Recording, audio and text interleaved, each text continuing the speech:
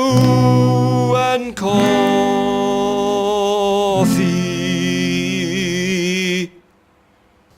Hey gang, welcome to Kung Fu and Coffee. When I get bored down at the paint factory, I kind of reminisce, go strolling through the sidewalks of my mind. I was thinking about when I was young. When you were young, did you have anybody that you knew that was like perfect, that did everything just right, that everybody loved them because they could be so successful seemingly at everything? Did you know anybody like that? Well, myself, I can't really remember anybody like that, for the fact that, my own flaws always canceled out my perception of other people, I guess that's self-centered in a way. Well, I am D. Lance Burton. Welcome to the show. Talking about perfect people, there is a guy down at the paint factory, and he seems to be so good at his job, right, that, he shouldn't even be working there at the paint factory. I mean, he could do wonders on the mixer, okay? And it's kind of funny, actually, because his name is Bruce Lee, oddly enough. Although Lee is spelled X-U-E. I don't know how that works. But he's not from China, though. No. He's from Hong Kong. Well, enough about my life. Today's movie is Bruce Lee, the Man and the Myth.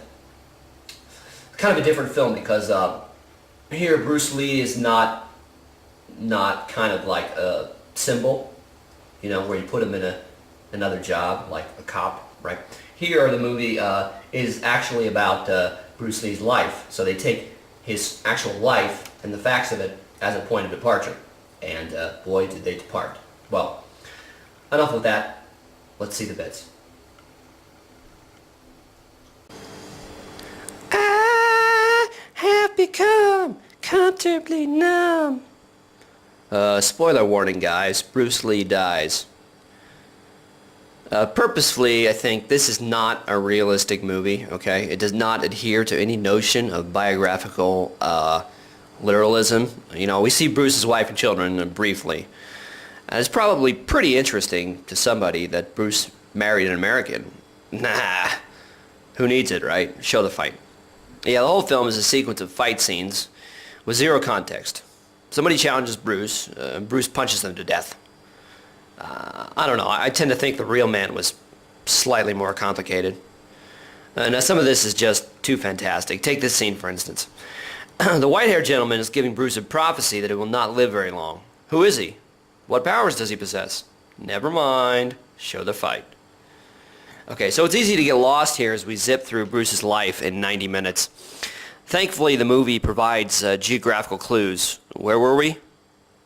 Oh yeah, thanks. Well, we won't be here for long. Yeah, I knew it. Forget dates, though. Weather is that one. Anyway, you'd be absolutely lost if you didn't recognize this as the Enter the Dragon set. But I don't see Sador of the Malmori hanging around. Oh well.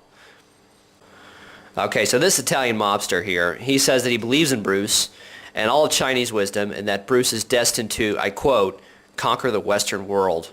Huh? Also, throughout the movie, you have a narrator who bridges scenes in a serious voice. Okay, I'll try it.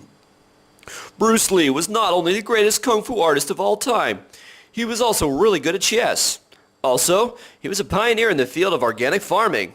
His sweat glands excreted liquid gold that fell onto the foreheads of Hong Kong street urchins. Yeah, I think you get the idea. He was a really swell guy. We're supposed to think this is a documentary because you borrowed the narrator from National Geographic. Nice try. Now this is a weird scene. Bruce is shocking his muscles into submission. It isn't enough that he's the toughest man of all time. Now he controls the power of electrons. He's like Raiden. He calls down thunderbolts to smite his foes. Alright, now look at this. Bruce has a machine to test his speed and power. I don't know, maybe. But did Bruce Lee really have such a machine inside a dark, secret laboratory? What kind of kung fu alchemy is he practicing back there? Is he trying to concoct a potion that will save his life?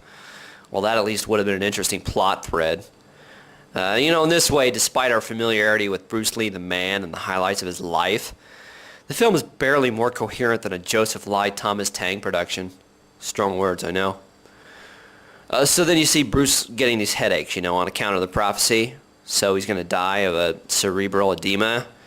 I don't know. I guess that's more likely than the theory that the mob murdered him. I don't know. I think it's probably a cultural thing. That's where the title comes in. This is Bruce the Myth. The man had been dead for 4 years, and already all notion of a real person has been obliterated by cinematic retrospection. I just came up with that. That's pretty smart, huh? Cinematic retrospection. Think about it. It's just like Oliver Stone's The Doors.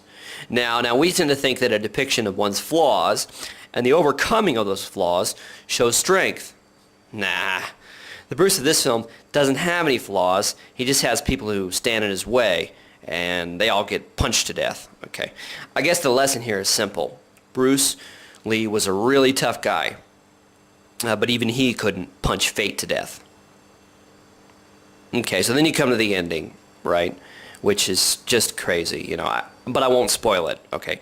It's pretty audacious, and it's unlikely any other biopic has tried what this one does, which is basically just to spit at the audience.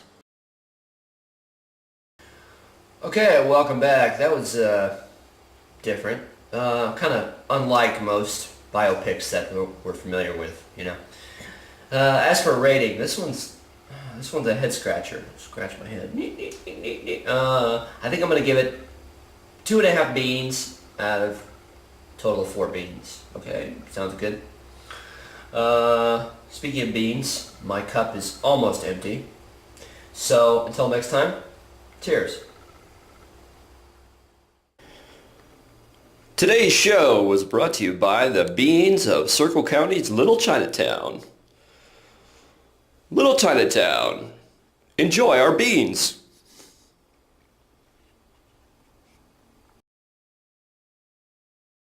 Nyan Raman. Nyan Raman. Nyan Raman. Nyan Raman. Nyan Raman. Nyan Raman. Nyan Raman. Nyan Raman.